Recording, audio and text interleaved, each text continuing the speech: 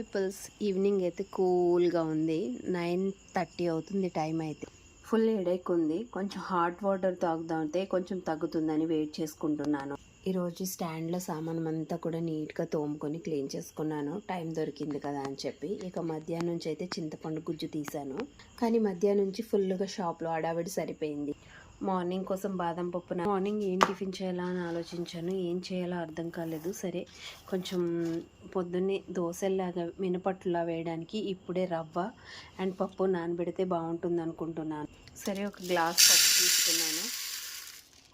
Water పోసి నానబెట్టేసుకుని పప్పు నానబెట్టేటప్పుడు ఒకసారి క్లీన్ చేసేసి నానబెట్టండి. స్మెల్ అనేది ఉండదు. పప్పు నిల్వ ఉండడం కోసం దానికి పౌడర్ అప్లై చేసేసారి వాటర్ తీసేసిన తర్వాత మనం నానబెట్టుకుంటే ఆ స్మెల్ అనేది పోతుంది. సరే అయితే వాటర్ అయితే వీట్ అయిపోయి దీంట్లో కొంచెం జీలకర్ర పౌడర్ వేసానండి. హెడేక్ చాలా ఎక్కువగా ఉంది.